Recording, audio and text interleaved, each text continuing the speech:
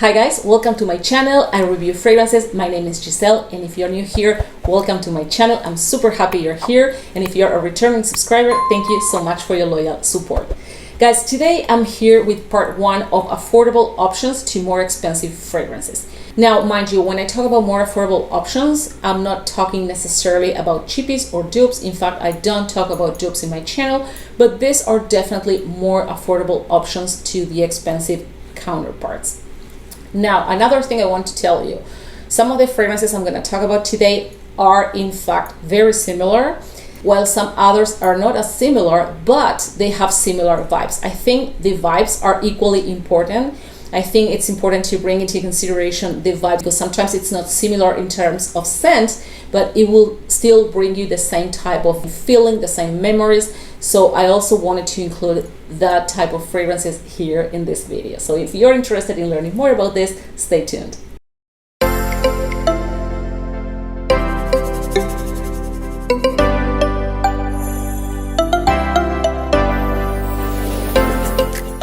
Welcome back, and let's get started. Guys, the first pair I have today is Rolling in Love with a more affordable alternative, which is Scarlet Poppy by Malone. So Rolling in Love is a stunning fragrance. It's super creamy, it's very rich, it's very lush, super lactonic. It has almond milk here, so you have creaminess and you have that milk note, which is very prominent. It's very nutty as well. Super luxurious, super sexy. This is a nighttime fragrance. It has iris, so it's a little bit powdery. It also has ambrette seeds. Ambrette seeds is used in perfumery to sub for natural musk, so you will get that cozy cocooning type of feeling. It's a very beautiful scent. It's great for date nights, night out. It has amazing sillage. Projection is average. Sillage is better than projection. It leaves a very beautiful trail behind you, and it's stunning, super sexy. Now, the counterpart, what I call the counterpart, is Scarlet Poppy. This is not a cheapie by any means, but it's definitely more affordable than Rolling in Love. So this is very similar. These two guys share not only the vibes, but also the scent. They share many notes. It has oris, it's very buttery. This is also a very creamy, buttery type of scent. I think they are very similar. What I can say the main difference is that this is more lactonic, while this is more ambery and more nutty. Both are nutty fragrances, but this is more ambery. This also has ambrette seeds, so it's very cozy, very warm. It's also a nighttime scent. This is for date nights, night outs. It's a super sexy fragrance. The sillage here, it's weaker than this one. Now, I have to be honest with you, this smells very rich. It smells very luxe. Well, this doesn't. This smells very beautiful. It's a gorgeous scent, very sexy. It will do the same job. Sexy, addictive, intoxicating as well. But this is on another level. This smells what it costs, while this doesn't. And price not necessarily is related to the way a fragrance smells. There are many super affordable fragrances that sounds very expensive, but this is not the case. However, as I said, it's a very beautiful scent, very similar to Rolling in Love. And yeah, if you don't want to go for this, or if you can't go for this, give this one a try. I think you won't regret. So guys, my next pair is Ce Soir by BDK and Jean-Paul Gaultier La Belle. So let me tell you why I find them similar. This is a floral fruity fragrance. It's absolutely stunning. I love it. It's one of my favorites in my entire collection. I reviewed this fragrance many times before, and I will stick to what I say. What makes this fragrance unique, because actually it's not a groundbreaking fragrance, although it's beautiful, but it is not groundbreaking. However, what makes this fragrance unique and takes it to another level is the quince. It's a fall winter fruit. It belongs to the same family as the pears and the apples. In fact, it looks like an apple when you cut it. The only thing is that you can't eat it raw. You have to cook it. And when you cook it, basically in the oven or in the stove, you get a very juicy, decadent type of dessert. I will link a picture here. I baked this last fall. And this is what BDK smells like. Caramelized quince, but caramelized quince also reminds me of caramelized pears or caramelized apples, in particular caramelized pears. And I think this is where I find the similarity with this one. because La Belle is a fragrance. I think it's a beautiful fragrance. It's one of my favorites after Le Classique by Jean-Paul Gaultier. This fragrance has pear and bergamot as the top notes, and they are the most prominent notes. And actually it is very juicy. They are equally juicy, equally sweet, and they share that caramelized fruit type of thing, right? And this is pear and this is quince, but as I said, when you bake the quince, it reminds me a lot of caramelized pears, and in fact they belong to the same family, as I was explaining, so there's no surprise these two can be distant cousins. And I say distant cousins because I don't want you to expect that they are truly similar. The scent is slightly similar but different enough to have both. If you can invest in both, I would say get both because they are different enough. However, if you can invest in this one, you should definitely try this one as well, because the good thing is that La Belle comes in 1 ounce, 1.7 and 3.4, and that is what makes the fragrance more affordable. Although we all know that you get more bang for your buck if you get the larger bottle. At the moment when you have to pay for the fragrance, you will pay less for a 1 ounce bottle, while BDK makes fragrances only in this large size, which I believe is 3.4, which is the standard. But yeah, I just wanted to let you know that these two are definitely worth having both, but if not, this one, it's a very good alternative to the more expensive and gorgeous Ce Soir. Moving on, guys, I have my third pair here, which is Loubirouge by Louboutin, and I have an Iris de Syracouse by Boucheron. This is the more expensive, more niche, more reserved line, so to speak, from Boucheron. And yeah, let's get started with this one. I already reviewed this fragrance when I filmed fragrances that made me feel unstoppable. I will link the video here. And I'm not gonna go into deep detail today, but I just want to give you an idea of what this fragrance is about. Stunning fragrance, guys. It smells what it costs. It is an expensive fragrance, but it smells very, very expensive, very luxurious. And it's very simple. It's a very simple linear fragrance. It won't change. Lasting power is kind of weak, 2-3 hours. And it's just vanilla, cardamom, and iris. And you can smell the 3 notes without even spraying it. Stunning fragrance. Really, really super luxurious. It's super beautiful, but I know it is expensive and the lasting power is not there. So for this reason, I want to offer you 2 options. I actually have one more. One is this one, as I said before, Iris de Syracouse. It's very, very similar. In this case, guys, it's not just vibes. We are not sharing vibes between these two. We are sharing almost the same scent. I like to test fragrances constantly, and the other day I tested these two. I knew they smell similar, but I wanted to test it again because I want to bring you guys fresh deets. And after an hour, I couldn't tell them apart. I completely forgot where I sprayed them, and yeah, right or left, I couldn't tell them apart. The opening is slightly different, but the dry down is almost identical. I would say 98-99% identical. And if you don't want to invest your money in this one, or if you can't afford this one, please try this one because it's not a cheapie. I wouldn't say it's affordable either, but it's definitely more affordable than this one. It costs 1/3 of the price. It's a large bottle as well, and it's beautiful. It's just beautiful. This is a very mysterious, a very, very sexy fragrance, and to me, this is a fragrance I would only wear during the night, especially for date nights. Well, this one is a fragrance that you can pull off during the day as well. You will feel totally comfortable. Well, this smells definitely more expensive than this one, but this one is also a very chic and sophisticated fragrance. So this is on another level, yes, but regardless, this is so similar that, you know, costing 1/3 of the price, it's definitely worth trying. So the third option I have is Bois Diaries by Van Cleef and Arpels. I will link a picture here. I don't have it here in my collection, but I had this in the past, so I can tell you about it. So it's a woody, vanilla, powdery iris type of scent.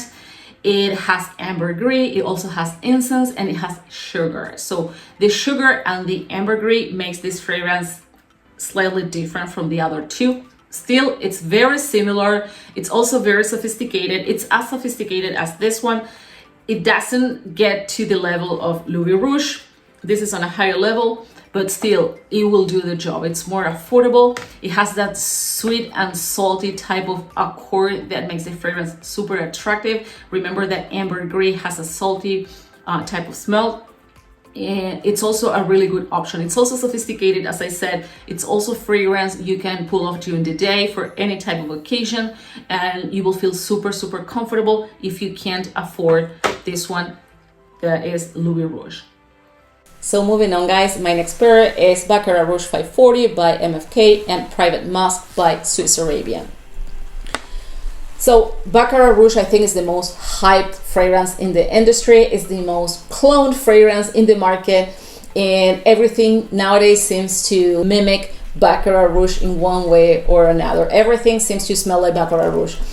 And I think this is not my favorite fragrance in my collection, but I have to give Francis Kurkdjian kudos for creating this masterpiece. This is a masterpiece. It's been launched in 2015. It's nothing new, but it's been super overhyped in the last couple years. I don't know why, honestly, but it's a beautiful fragrance.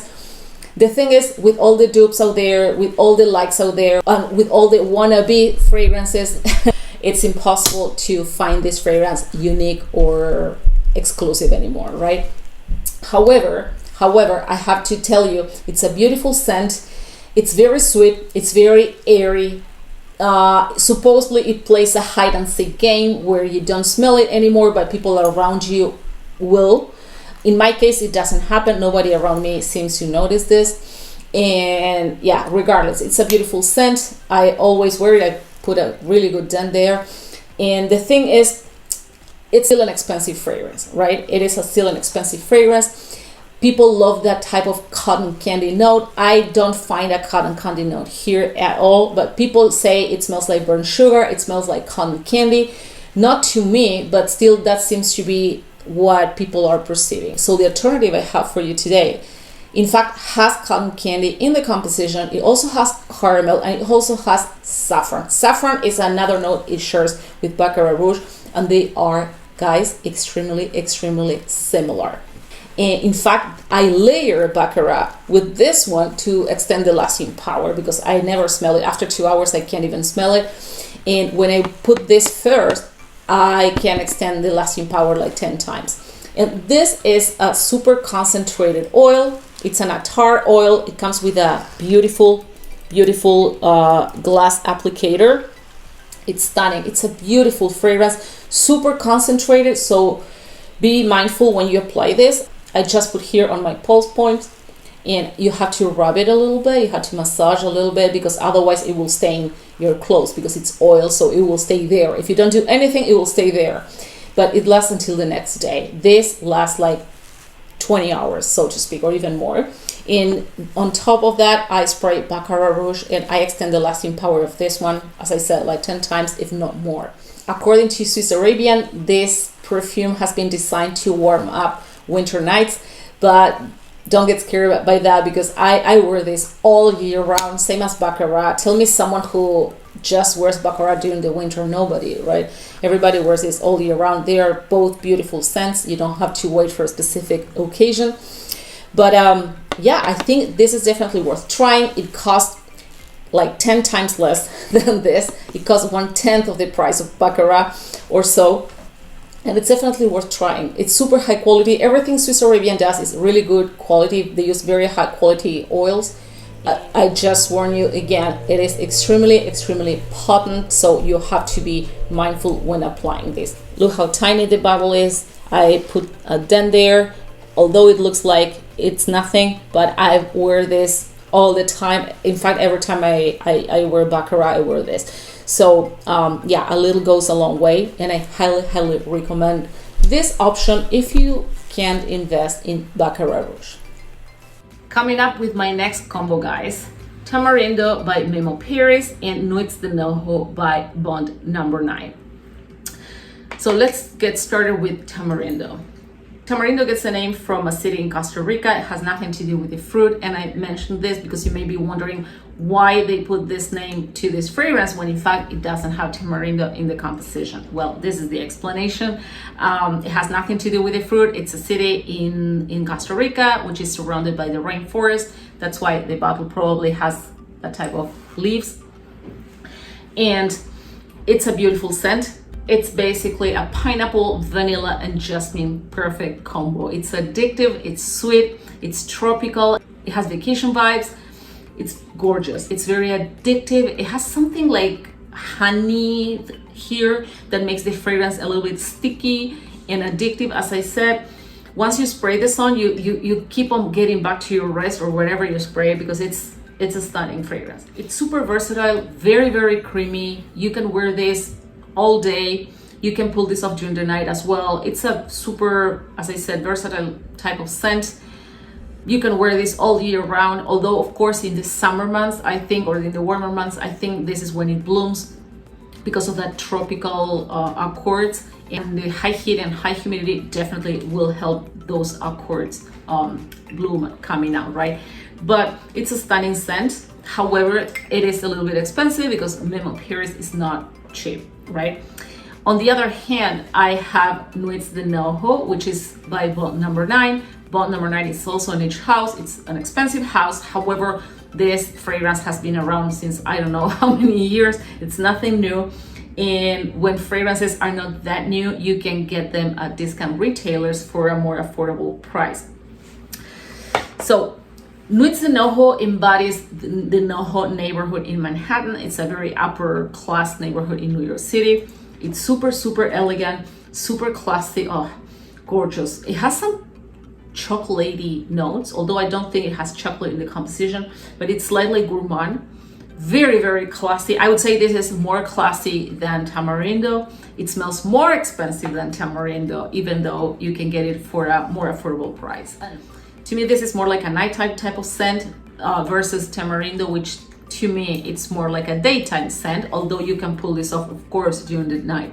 However, if you wear this during the day, it will be a little bit too much, especially in the summer months. But it's gorgeous. It's slightly gourmand, as I said, it's fruity, floral. To me, this is an over-the-top fragrance, but it's not loud. It's very quiet. This is when you will say less is more. This is that type of scent. It's sophisticated, it screams class, but it's very, very subdued and very quiet. So I love it. I love it. This is the old bottle. The new one, well, the new one has a few years already, but the new packaging is a navy blue bottle with little stars, which I love it. This is an oldie. This is an old one. I got it for, I don't know, for 8 years at least. Yeah, and I love it. I think this is a very, very good option. These two fragrances smell similar, definitely similar. You will get the same vibes, except for the fact that Tamarindo is more tropical, while this is more gourmand. And this is more for the day, this is more for the night. But aside from that, they do smell similar, and you can get a very similar vibe as well, aside from the tropical accord, right? So I highly recommend you to try both, or if you try this and you don't want to spend your hard-earned money on this one, please give it a try to Nuits de Noho. Next pair, guys, Woman in Gold and Tocade by Rocha. So let's start with Woman in Gold. This is so addictive, guys. This is vanilla, floral, citrusy, patchouli type of scent. It smells very, very expensive, super addictive. When I wear this, I see myself like respraying it throughout the day, not because it doesn't last, because it has a decent lasting power, but it is so, so addictive. I can't get enough of this fragrance, let alone the bottle, like white and gold. To me, white and gold, black and gold, and turquoise and gold are my favorite color combos. But this one is, aside from the color, it's a stunning scent. It's classy, but it has a modern twist. It's signature scent worthy. It's sweet, but it's not cloying. It has bergamot, it has vanilla, it has geranium. I think geranium, it's very prominent here, as well as vanilla. It also has some aldehydes, but it's not the type of aldehydes you will find in Chanel fragrances. As I explained in one of my previous videos, people get scared when you say the word aldehydes, and all aldehydes don't behave in the same way, and each house has their own type of aldehydes, right? So the aldehydes you smell in the Chanel fragrances are not the same aldehydes you will smell in Byredo fragrances or in by Kilian fragrances. So long story short, it does have aldehydes, but it doesn't have any vintagey, old school type of vibes. Super feminine, I don't think this is a unisex fragrance. This is super, super feminine, perfect for all year round, but it performs better during the summer. During the summer months, guys, this is stunning. And I've also confirmed that during the summer, the lasting power is better and projection is also better. It has a very beautiful sillage, very, very nice cloud, very nice trail. I adore this fragrance. I can't get enough. Now, we have a super, super similar alternative by Rocha. Rocha to me is like Guerlain. They've been around forever. They know what they do. Their fragrances have always been a point of reference in terms of quality and refinement and classicism. This is so, so, so beautiful. Now, the one I'm reviewing today and the one I'm comparing with Woman in Gold is the 2018 release. I haven't tried the 1994 one, so I don't even know how that one felt. But this one, guys, it's so similar to Woman in Gold that after half an hour, I can't even tell them apart, similar to what I told you about Loubirouge and Iris de Syracouse. They have some differences that you can smell in the opening. For example, Woman in Gold, it's brighter, it's more fizzy, it's more sparkly. It's a fragrance that I like it better during the warmer months, while Tokat is more ambery and more powdery. If that is even possible, because this is powdery, Tokat is a little bit more powdery.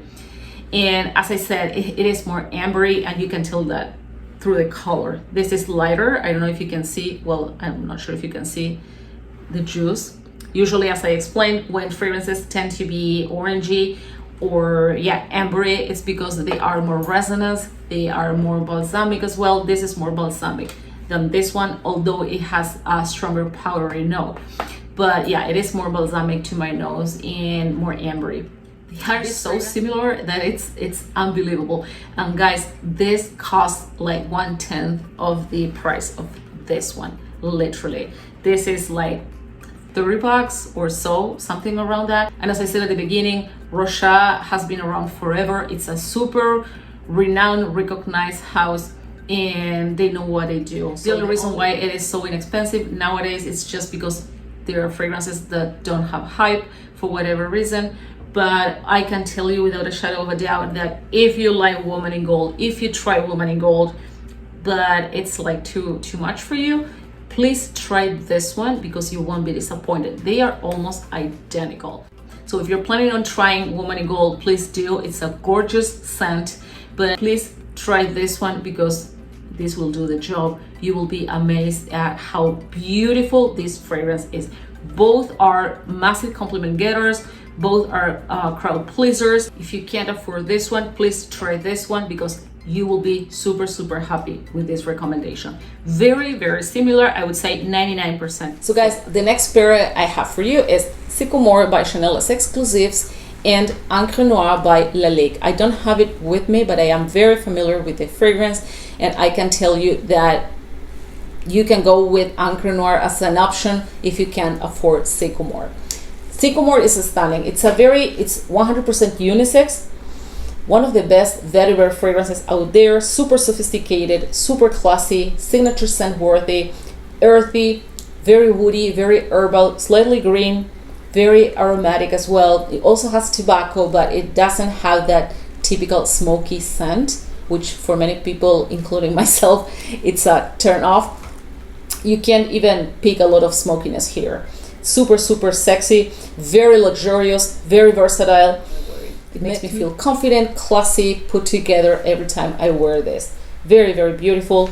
I always say this is class in a bottle, and so is Encre Noir. So Encre Noir, right now I think they have even 3 flankers. They have the original Encre Noir, then they have the Encre Noir Extreme, and then they have the sport version. Out of the 3 of them, I think the original one is the most similar to Sycomore.